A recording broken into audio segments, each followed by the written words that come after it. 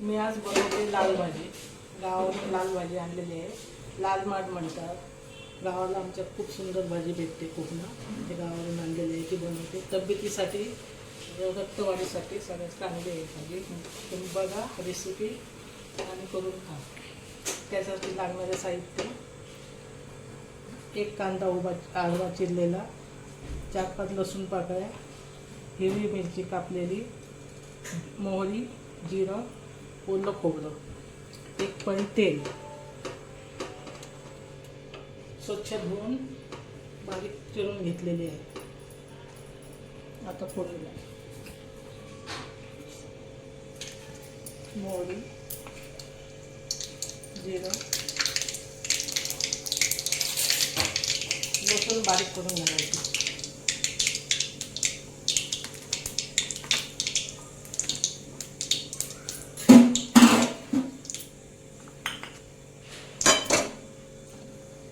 लसूण,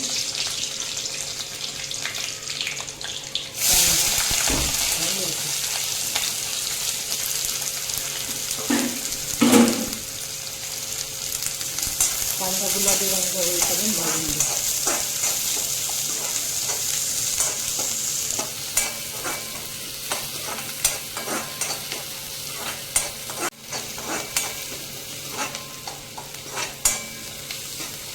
ही भाजी तुम्ही मुद्दाम करून खाऊन बघा. सगळ्यासाठी चांगली आहे, आयुर्वेदिक आहे. पाणी अजिबात टाकायचं नाही, वाफेवर शिजवून द्यायची.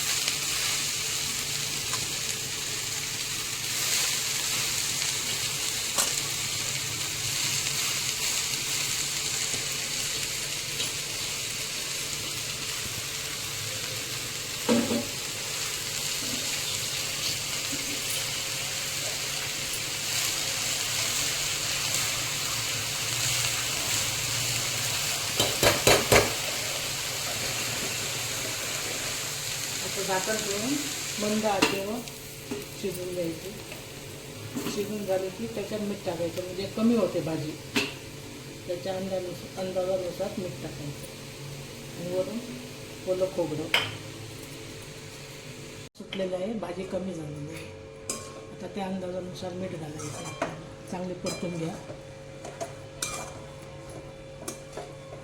व्यवस्थित वाफेवर 20 मिनटं शिजवून द्यायची.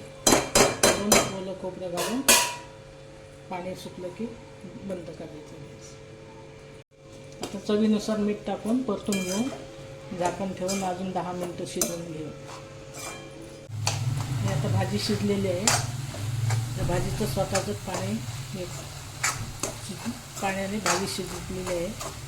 तर चांगलं मिळून घ्या, परतून घ्या आणि वरून ओलं खोबरं टाका.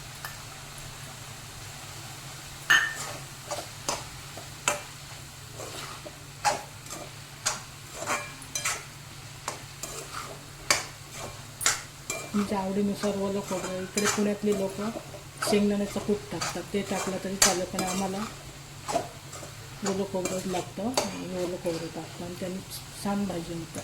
तुम्ही टाकून बघा, तुम्हाला नक्कीच आवडेल.